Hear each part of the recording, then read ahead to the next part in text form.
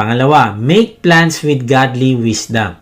Kung gusto mo maging magaling na leader, ay gagawa ka ng plano na ayon sa wisdom na binibigay ng Diyos at hindi wisdom na binibigay ng mundo. Kanina, pinag-usapan natin na ang leadership na lumalago ay nagsisimula sa panalangin. Pero, hindi nagtatapos ang iyong leadership sa panalangin, kundi kailangan mo ding magplano. Na-realize ko may mga Kristyano na sincere naman talaga, pero nalilito pa rin sa kanilang desisyon at direksyon sa buhay. Iniisip nila, mag-pray na lang ako, bahala na si Lord. Pero ang tanong, talaga bang ganyan ang wisdom na galing sa Diyos? Kaibigan, tandaan mo ito. Ang Diyos na pinapanalanginan natin ay Diyos din na pinagmumulan ng karunungan o wisdom. At ang karunungan ng Diyos, alam mo, ay laging humahantong sa maayos na pagpaplano at paghahanda. Ang ibig sabihin, kapag sinabi nating make plans with godly wisdom, hindi natin sinasabing kontrolado mo na ang lahat. Ang sinasabi natin ay responsable ka sa kung ano ang pinagkatiwala ng Diyos sa iyo. Halimbawa, hindi mo sinasabi na bahala na si Lord sa finances ng pamilya namin. Pero alam na alam mo na hindi kayo nagbabudget, hindi kayo nagsisave at puro utang. Ang godly wisdom ay nagpe-pray ka, tapos nag-uusap kayo bilang mag-asawa, nagbabudget kayo, nag-iipon kayo, nagsiset kayo ng priorities at iba pa. Bakit? Dahil alam mo na kapag bumagsak ka bilang leader ng tahanan, kasi nga hindi ka nagpaplano, buong pamilya ang apektado. Sabi nga ng Biblia sa Proverbs 21:5, ang mga plano ng masipag ay patungo sa kasaganaan. Now, tingnan mo to, hindi sinabing ang panalangin ng tamad, kundi ang mga plano ng masipag. Ang ibig sabihin, kung gusto mo magkaroon ng kasaganaan, huwag ka lang basta manalangin, kundi kailangan mo magplano at maging masipag. May mga ministry leader na sincere pero magulo, walang direction, walang preparation. Laging last minute ang sasabihin, okay lang yan, si Lord naman ang bahala. Pero kaibigan, ang tanong, talaga bang pag-honor sa Diyos ang pagiging unprepared? Alam mo, ang godly wisdom sa ministry ay nagpipray ka, tapos naghahanda ka ng lesson, iniisip mo ang mga tao, iniisip mo ang flow, iniisip mo kung paano sila lalago, hindi dahil ayaw mong umasa sa Diyos, kundi dahil ginagalang mo ang oras ng mga kasama mo, pinapahalagahan mo ang paglago ng mga taong pinagkatiwala sa iyo ng Diyos. May mga Kristyano na sasabihin, Lord, bigyan mo ako ng promotion, pero laging late, walang improvement, walang initiative. Ang godly wisdom ay ganito. Nagpipray ka para sa favor ng Diyos, pero nag-aaral ka rin.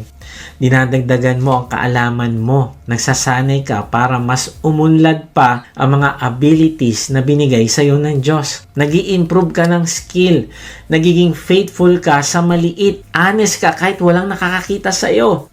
Dahil alam mo na hindi kinokontra ng pananampalataya ang paghahanda o pagpaplano. Na hindi mo gagawing excuse yung sasabihin mo, may faith naman ako, kaya hindi na lang ako gagawa. Kasi pag gumawa ako, ibig sabihin hindi ako nagtitiwala sa Diyos. Kaibigan, kung sinasabi mo nagtitiwala ka sa Diyos, dapat mas lalo ka pa magplano at italaga mo yun sa Diyos. Tignan mo, sabi sa Proverbs 16:3, commit to the Lord whatever you do, and He will establish your plans. Hindi niya sinabi huwag kang magplano. Ang sabi niya, i-commit mo ang lahat ng ginagawa mo kasama na ang plano mo at tutulungan ka niya. Kaibigan, ang paggawa ng plano na may godly wisdom ay hindi padalos-dalos.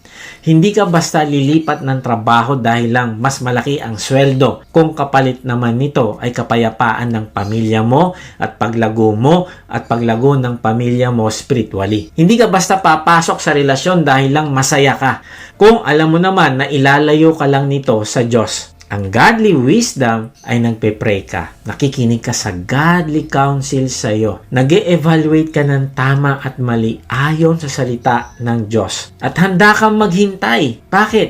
Dahil alam mo na mas mahalaga ang direksyon ng Diyos at wisdom ng Diyos kaysa sa madali ang satisfaction. Ang pagpapalaki ng anak na may godly wisdom ay hindi bahala na. Hindi mo sinasabi, paglaki nila, matututo din sila. No, hindi ganon.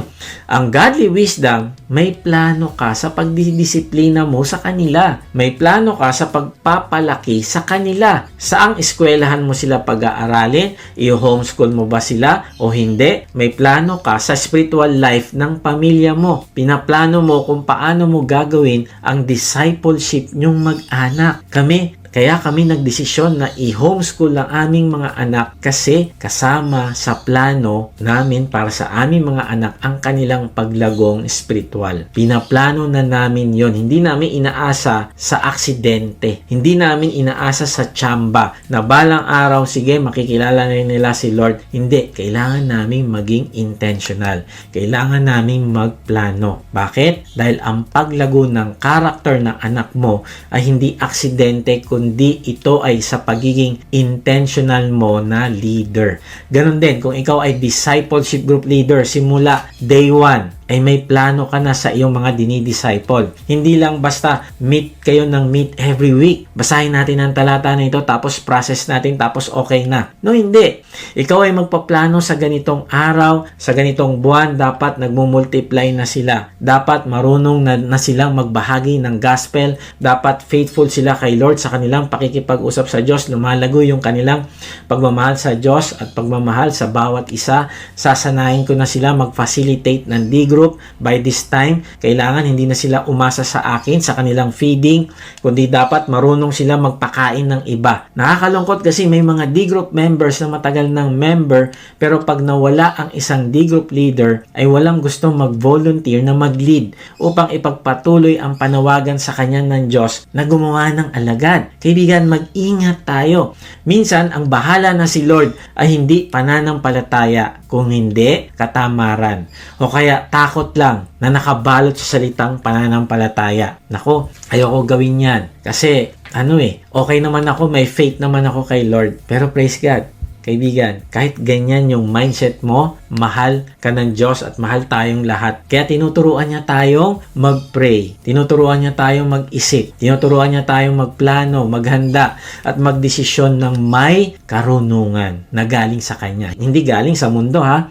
Hindi para kontrolin ang resulta, kundi para protektahan ang mga taong nasa ilalim ng ating influence. Tingnan mo, si Nehemiah, kung paano niya sinagot ang hari matapos siyang manalangin. Nehemiah 2:5-8.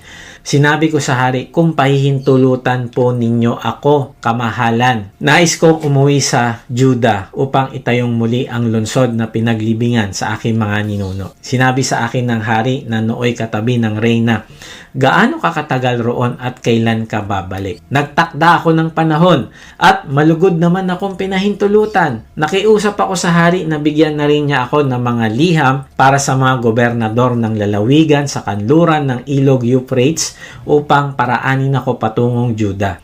Gumawa rin siya ng sulat para kay Asap, ang tagapamahala ng kagubatan ng kaharian, upang bigyan ako ng mga trosong gagamitin sa pintuan ng muog ng templo, sa pader ng lungsod at sa bahay ng aking titirhan.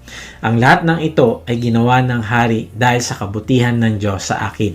Pansinin mo, kaibigan, na pagkatapos ng panalangin ni Nehemiah sa verse 4, hindi vague ang sagot niya. Hindi niya sinabi, basta po, bahala na kayo Lord. No, may timeline siya. Sabi niya, nagtakda ako ng panahon. May travel documents din siya. Liham para sa mga governor.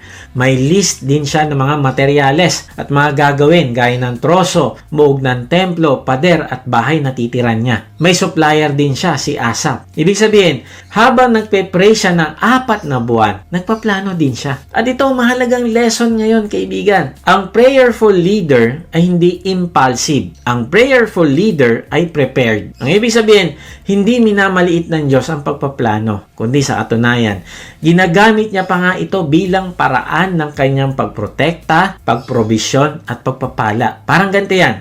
Hindi mo inuubos ang pera mo tapos saka ka magpe-pray, Lord, sana magkasya. Hindi mo sasabihin baral na si Lord, pero hindi ka nagtitipid, hindi ka nagsisave, at wala kang plano, walang direksyon. No, hindi ganon. Ang faith ay hindi excuse para sa irresponsibility. Ang faith ay dahilan para maging responsable ka. May isang Christian parent, ordinaryo lang. hindi milyonaryo, pero bago pa dumating ang crisis, nagdesisyon silang mag-asawa. Magbabudget tayo, mag-iipon kahit maliit. Magiging maingat sa paggastos. Hindi dahil takot sila o walang tiwala sa Diyos, kundi dahil marunong sila, wise sila, may godly wisdom sila. Nang dumating ang pandemic, nang mawalan ng trabaho ang isa, hindi man sila sobra pero nagkasya kasi handa sila. At doon mo makikita ang wisdom ng Diyos. Hindi niya tinanggal ang crisis, pero iningatan niya ang pamilya. Ganyan si Nehemiah. Hindi inalis ng Diyos ang opposition. Maraming kalaban, maraming mga challenges at posibleng dangers para kay Nehemiah. Pero pinaghandaan naman ito ni Nehemiah. Kaibigan, ang lutong tansya-tansya lang o alatsamba, minsan masarap, minsan palpak. Tama ba? Ang leadership na walang pagpaplano, ganyan din. Minsan okay, minsan disaster. Kaya tandaan mo ito, strong leadership does not guess, it prepares. Kaibigan, bilang leader, magulang, teacher, worker, volunteer, tanong mo ito sa sarili. Sa bahay, may plano ka ba sa finances at spiritual life ng pamilya mo? Sa ministry, prepared ka ba bago ka mag-lead? Sa trabaho, nag-iisip ka ba long term, hindi lang short term? Ito hamon ko sa'yo ngayon, kaibigan. Huwag ka matakot magplano. Huwag mo tawaging unbelief ang wisdom. Dahil ang Diyos na nagmamahal sa'yo ay Diyos na gustong mag-ingat sa'yo. Ang leadership na pinapalakas ng Diyos ay hindi lang marunong magdasal, kundi marunong ding maghanda at magplano.